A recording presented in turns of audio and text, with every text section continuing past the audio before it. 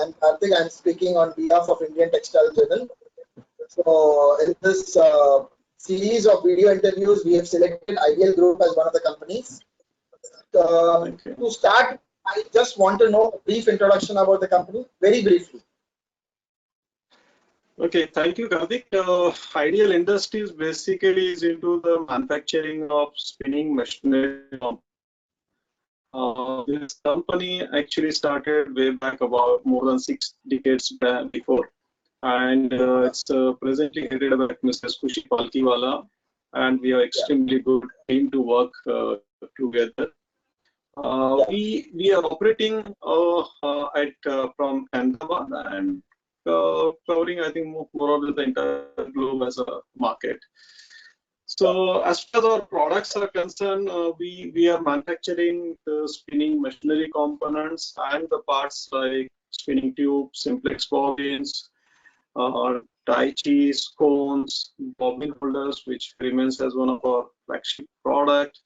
We are manufacturing a lot of machinery parts like lafayette hooks, spring buttons, and spindle buttons, and so many other components for the machinery makers. Okay. So, what are the distinguishing characteristics of these products which you just mentioned? See, actually, as an organization, we are focused on the product which really requires sort of a precision and some sort of an uniqueness in designing. So to be honest, we are not really into a commodity products. So these are all high precision engineering products which requires a high level of tolerances. So we have confined ourselves to manufacturing of this type of components, and we are doing this quite successfully with such a good experience and good team. We have been successful in doing this. Okay. So, how do you think is the company meeting the challenges of the market demands today?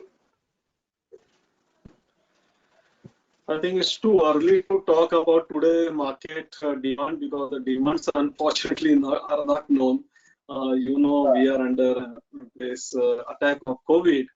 But I can say one thing very clearly that we have many other markets apart from India, and many of the markets are still working. So we are able to manage very well with the demand from other countries also. Okay, so you are saying that Indian market is closed, but the foreign market is open for your company? Yeah, see, I mean, I'll tell you honestly, like what we did in last few years is, textile industry is known for the ups and downs. The sine wave, where you are basically not aware of the amplitude and the wavelength of the curve, and to reduce that fluctuation in our demand forecasting, we are focused a lot on developing other products. So instead of depending on only one product, I think we have focused on exports.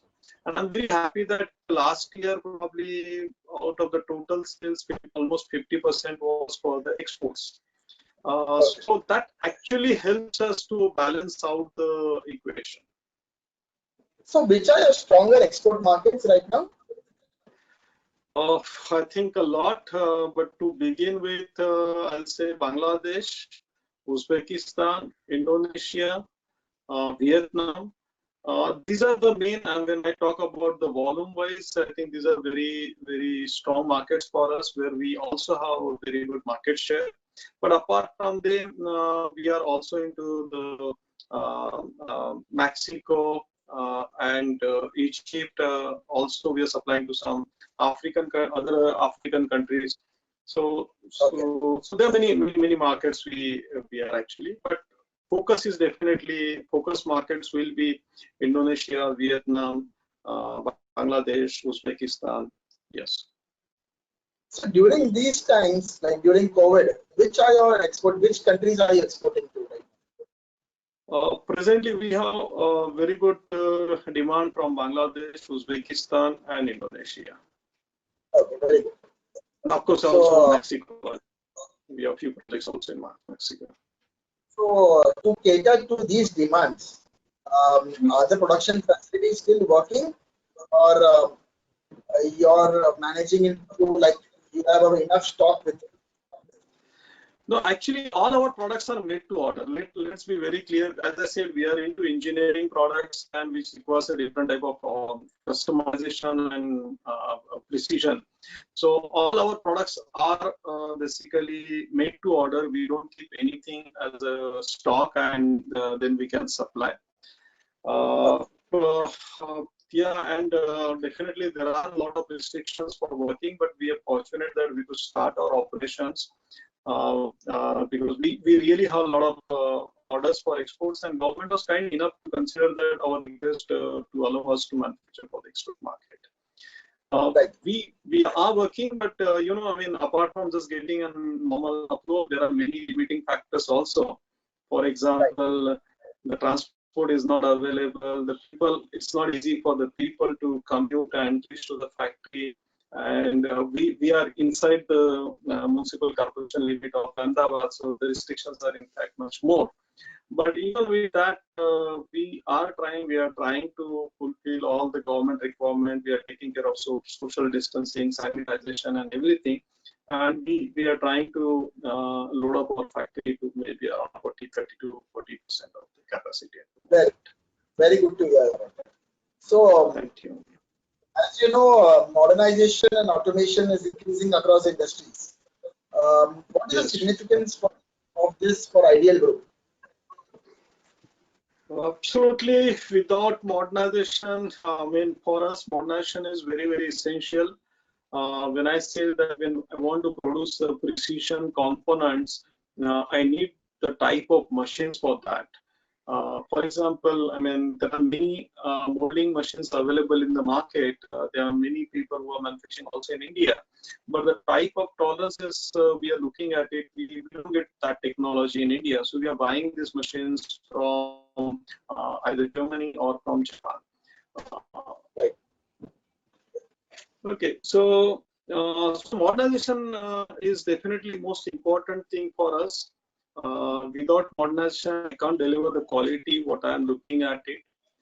We need to have that quality. We need to have high production. And apart from that, also I have to see that my dependence on the work, the workers is less, so that I get a consistent quality also. With the automation and modernization, I'm able to make that consistency. So and even the machines also for that precision. Most of our molding machines and even tool machines are from Germany or Japan. So modernization, without modernization, I think nobody can survive today. Actually. Okay, right. So, do you think that similar and cheaper products are hurting your industry? Or do you think the government intervention is needed to stem the cheap import? It's a good question, actually, but I will not blame government for this reason, because I believe that whatever the situation, I think we need to be competitive enough.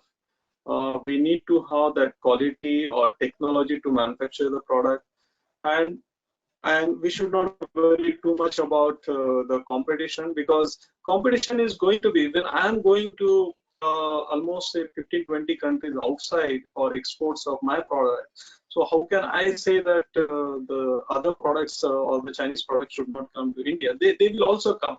The important thing is I need to have a better quality than my competition, and I need to give timely deliveries, good service support, and also at affordable price. Okay, so I need to be competitive in all the respects. I can't work with a lot of fats on my body, actually.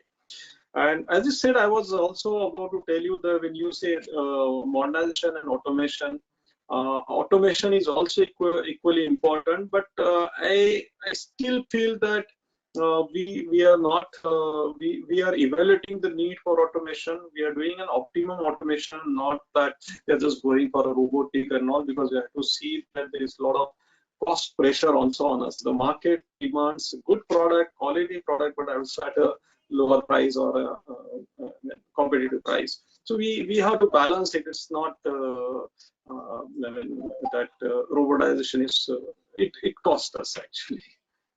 So, are you planning to diversify into any other products right now? As far as diversification is concerned, yes, there definitely. See, number one, what we were into, we have a lot. As I said, we have a lot of products. So last year we undertook some assignments of product rejuvenation. During ITMA Barcelona, we introduced our new HIG spinning tube, which has received a tremendous and overwhelming response in the market. Rather, this new HIG spinning tube, they are also approved by most of the OEMs, and they made it as a standard supply. Similarly, we also introduced new Ultratech lappet hooks, which we are supplying to some of OEMs, and this has extremely, I mean, it's a very special finish given to it, which can be used even at 22,000 RPM without any special running in process. So that type of product remediation we did last year. Now we were just about to launch our new Millennium series bobbin holders. That's another very interesting product actually. I mean, it was our flagship product, and we have given, I mean, further improvised this with even better material, better braking assembly, and so many other features. So we will be introducing this immediately after the lockdown is lifted. So these are the existing products, but apart from that, we do have some ideas of, for the new uh, products which we are going to introduce, but I think it's too early to say on that. Absolutely. Uh, Now, my next few questions will be all relating to COVID and its impact. So, as you know, Yeah. it has been more than 45 days now since the lockdown. How it has impacted the business, and what are your expectations from the government? Oh, I think the impact on the business, if the entire world is almost under lockdown, so there's definitely a good impact on the business also. I think it's almost a month the production was closed, and most of our OEMs are also not manufacturing. The machines are also not being manufactured. So there is impact on in the short term. I think I expect that even on a couple another quarter, I think likely to be slow and sluggish. But that's okay. I mean, we have to accept the fact that it's something which nobody could visualize also, and we'll have to use this opportunity to further strengthen our products, further strengthen our systems and processes. And I think we should be ready for the next boom, which is likely to come very shortly. Yeah. And that's what I'm looking So, at it. so what kind of challenges are you anticipating when you resume your business post lockdown? In fact, challenges can be classified. Maybe one is at within the factory and outside the factory. So, for example, when I say about within the factory, we have done, we have already prepared ourselves right from sanitization for the workers, the social distancing. We have done a lot of markings, and we have ensured every worker that they are not supposed to transfer anything from one person to other. And I mean, the smallest hint we say that please consider the next person besides you, anybody whosoever it may be, that he is a carrier of the COVID. If you feel that, then automatically you are going to have that social distancing, and then everybody is going to be safe. And that mantra we are adopted in our factory, apart from using the gloves, masks, and sanitization and other social distancing wherever it's possible, even in the assembly shop. But yes, beyond that, so there are many factors which are affecting the things, because the transportation for the employees is still a big issue. Although the government is helping industry to reopen, but there is not adequate clarity on transportation of the employees. So a lot of people are still scared of, I mean, their families are scared of sending them to the workplaces, because you don't know who is going to crash on the way and what is going to happen. So there is So a lot that, of fear. So that has to be. Yes, Mr. Karthik. yeah, there will be labor shortage will be one of the issues. No, that is one thing. Second thing is, yeah, of course, labor shortage, because there are a lot of migrant workers. Their efficiency wise, they are very good. They will definitely go back to their home for some time. But I think I'm not really seeing this as a major issue, because it's a natural process. Every summertime they go to their native places for a couple of months. So we should, and they're definitely going to come back. You just need to have a patience. You need to be accept certain things, and you should not worry too much about it, I think so. But other than that, actually, their transportation, the transport arrangement for the goods, again, we are not getting any transport services. Forget about that. Even the couriers also, they are not effectively working. A lot of documents, the export documents are on the way. The goods are reached, but the documents could not reach because of these. So these are certain small but most important things which are affecting our business activities. And I think government should see that this support function also works efficiently, and support the industry. Okay. So my next question will be like, have you recalibrated your growth plan due to COVID? Honestly, I will say no. I think it's too early to discuss on that, because we are not we are yet to come out of this COVID issue. So it's too early to do that, according to me. But as I said earlier, actually, um, things are going to change. I mean, I will draw your attention to Maslow's hierarchy of needs pyramid. Pre-COVID era, if you look at it, most of us were in the pyramid level 2, where people were talking about the physiological needs. For example, people thinking about buying a new house or bigger house or bigger car or something like that. But post COVID, it looks like that. I think I mean, maybe some part of the population is likely to come down into that first era of basic needs. So people are going to be worried about their jobs. People are going to be worried because there's going to be some axing of the jobs, or the salary reduction or wage reductions. Some things will happen in different industries, definitely. So I think this is a time. I think we need to be more fit. We need to see whatever the opportunity is coming. I think we should be smart to grab those opportunities, and we are preparing for that, actually. So, Mr. Laxmikant, I'm done with my questions. Yeah. Yeah. Want to add anything? So I think that's all. I just want to say that, okay, there is a problem, but I strongly believe that this is not a permanent problem. This is a phase which is going to pass through.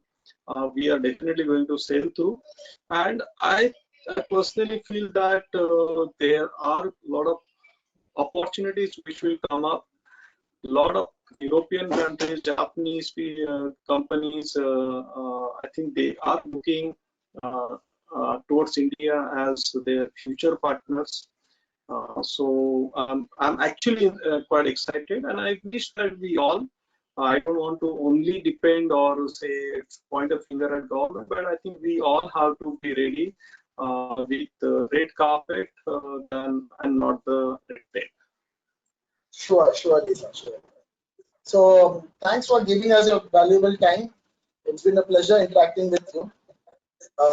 Please be safe, stay healthy. That's what. Thanks a lot. Thank you so much. Pleasure was mine. Thank you so much.